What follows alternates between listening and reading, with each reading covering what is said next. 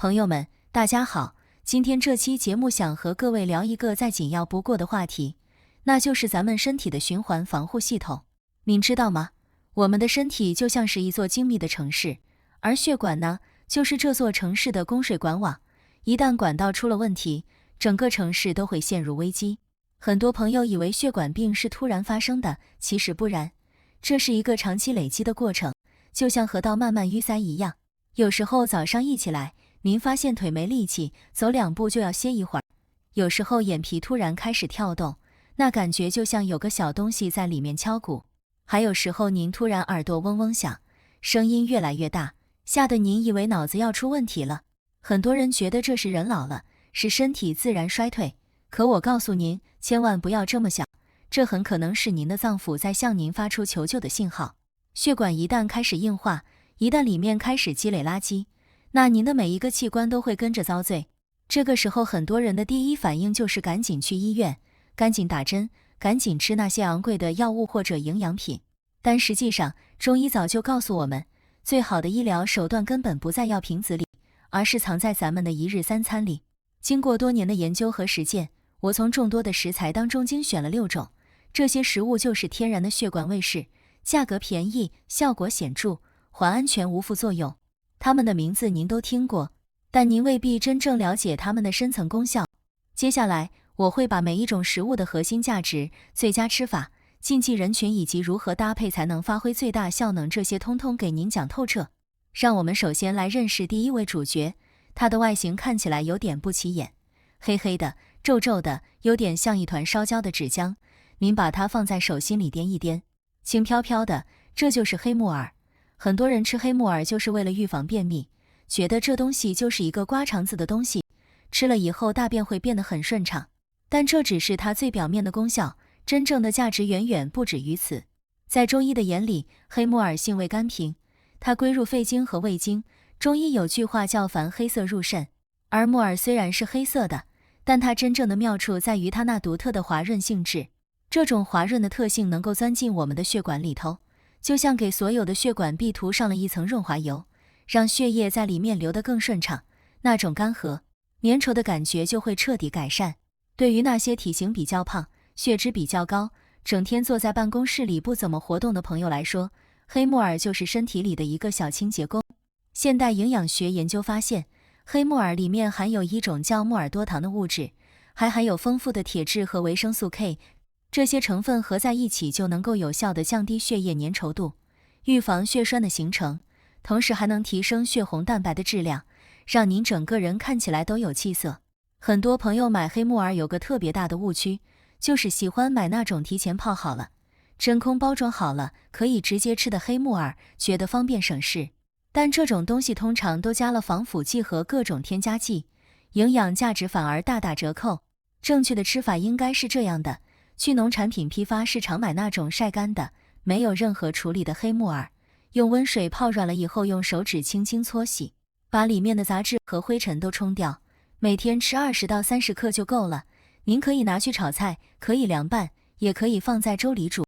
但这里有一个非常重要的禁忌需要您记住，黑木耳有活血的作用。如果您正在服用阿司匹林这一类的血液稀释剂，或者您有出血倾向的体质，那么就要减少黑木耳的摄入量。还有一个破解方案，那就是搭配红糖一起吃。红糖能够中和黑木耳的过度活血作用，让两者的效果更加平衡。如果您坚持吃黑木耳，大概1个月左右，您就会感觉到血液流动变快了，以前那种酸胀感和沉重感就会慢慢消退。接下来介绍第2位食材，它长得圆溜溜的，颜色紫红紫红的，拿起来就能闻到一股特有的辛辣味道，这就是洋葱。大多数人对洋葱的认识就是它能够开胃，做菜的时候切一切就能增加香味，有些人甚至会被它熏得眼泪汪汪。但如果您只把洋葱当成一个调味蔬菜，那真是太可惜了。中医讲洋葱性味辛温，归脾经、胃经和肺经，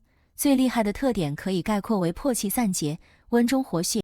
什么意思呢？就是说洋葱能够打破身体里那些气血瘀滞的局面，让原本停留在血管里的那些坏东西流动起来，进而被身体的代谢系统清除出去。现代医学研究发现，洋葱含有一种叫做胡皮素的活性物质，这个物质具有很强的抗氧化和抗炎作用，它能够防止血管内皮的老化和损伤，能够直接抑制低密度脂蛋白的氧化，从而防止动脉粥样硬化的形成。还有一个关键的物质叫做二硫化物，这东西能够直接降低血小板的聚集性，换句话说就是能够防止血栓，效果跟吃阿司匹林有点像，但没有那么多副作用。每天坚持吃1个半洋葱，您会发现血脂指标会明显下降，而且您的整个人精神状态也会变好。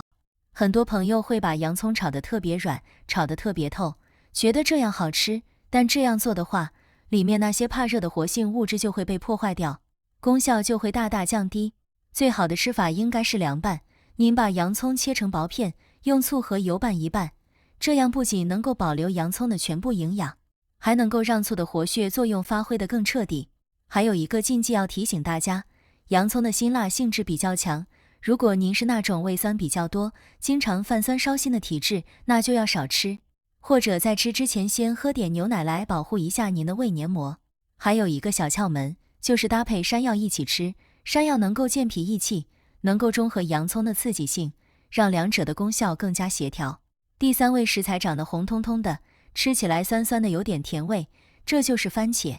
您可能会说，番茄有什么养生价值吗？不就是个蔬菜吗？但您要知道，现代医学已经非常明确地证实了番茄在心血管保护方面的重要作用。番茄性胃酸苷归心经、肝经和胃经，最大的功效就是清热活血、软化血管。番茄里面含有一种非常珍贵的物质，叫做番茄红素，这是一种强效的抗氧化剂，它的抗氧化能力是维生素 E 的500倍。我们身体里的血管为什么会老化，为什么会硬化？很大一部分原因就是被自由基氧化了。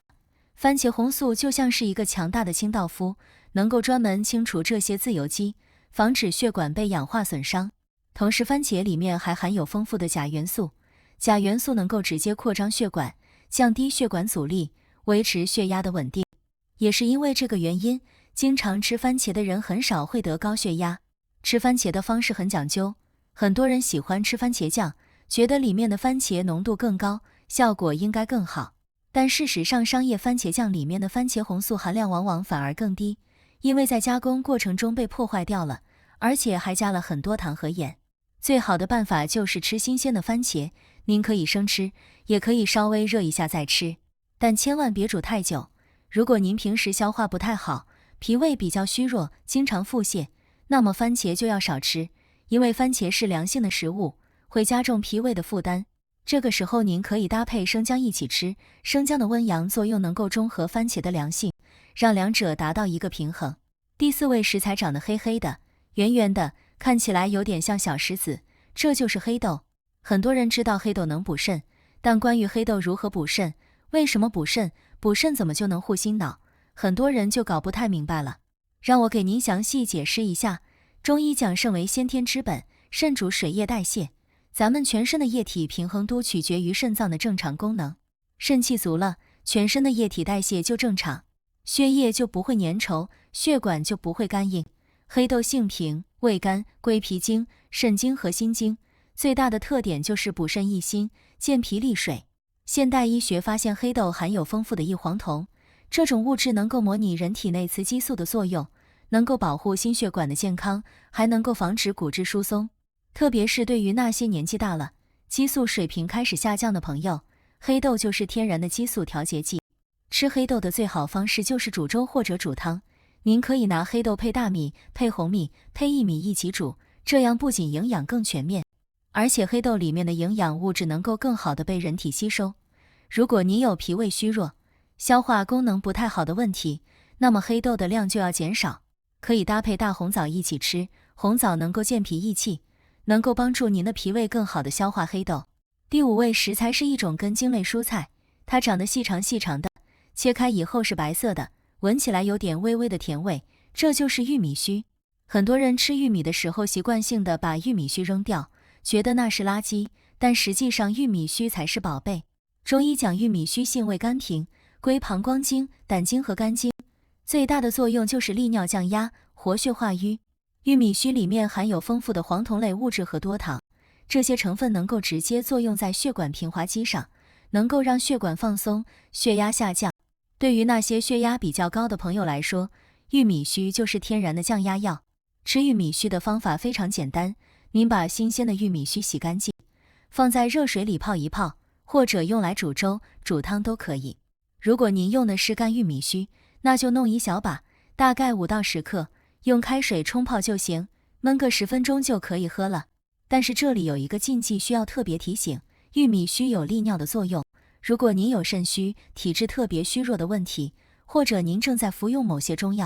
那么就要谨慎使用玉米须，最好先咨询一下医生。最后一味食材是一种真菌类食物，它长得像一把小伞，颜色是褐色的，这就是冬菇。很多人觉得冬菇就是个普通的食材，能增加菜的香味，其实冬菇的养生价值远远超过您的想象。冬菇性味甘平，归脾经、胃经和心经，最大的特点就是增强免疫、调理气血。冬菇里面含有一种叫做香菇多糖的物质，这种物质能够激活人体的免疫细胞，能够帮您增强抵抗力，能够防止各种感染。而且冬菇含有丰富的维生素 D， 维生素 D 不仅能够帮您吸收钙质，强化骨骼，还能够调节免疫功能，保护血管健康。吃冬菇的最好方式就是炖汤或者炒菜，您可以拿冬菇配鸡肉、配排骨一起炖，这样汤就会特别鲜美，而且营养物质能够充分溶解在汤里。如果您有特别严重的脾胃虚弱问题，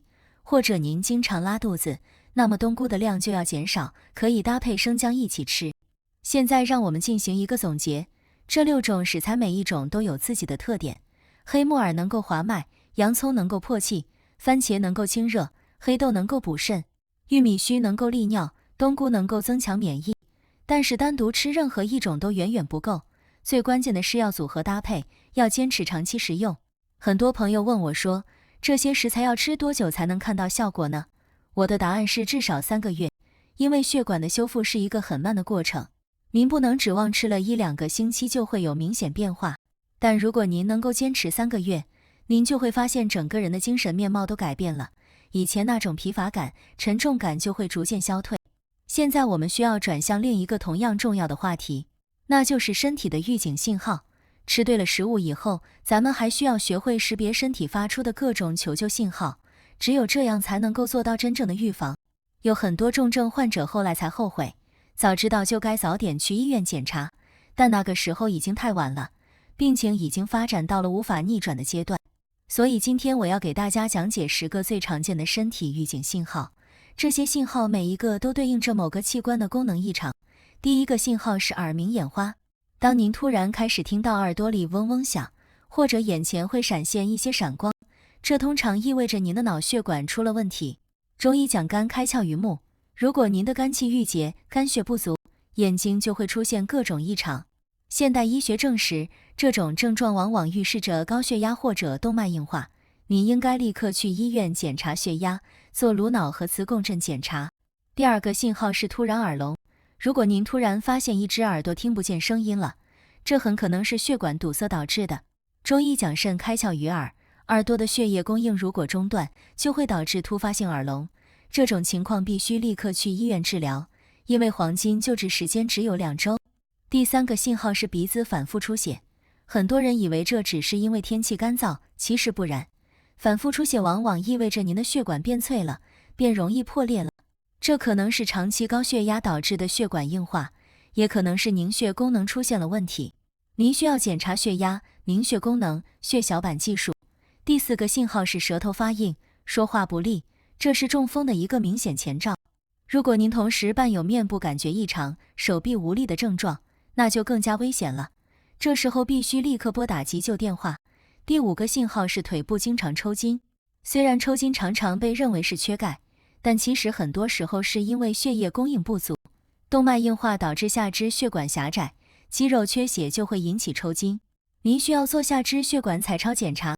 第6个信号是头皮发麻，如果您的头皮感觉麻木，好像戴了一顶紧紧的帽子一样，这往往预示着脑血管压力升高，这可能是脑梗的早期表现，您应该立刻检查脑脊液压力。第7个信号是指甲变形，健康的指甲应该是粉红色的，如果您的指甲变得苍白、变得杵状，这很可能是肺部功能下降的表现，这需要拍肺部 cord 来排查肺部疾病。第8个信号是嘴角下垂。如果您发现嘴角开始下垂，微笑不对称了，这很可能是面部神经受到了压迫。这可能是血管硬化压迫了面神经，也可能是脑梗的早期症状。您需要立刻做脑部影像学检查。第9个信号是腰背突然酸软。如果您的腰背突然开始酸软无力，这往往预示着脾阳虚衰，这会导致整个身体的代谢下降，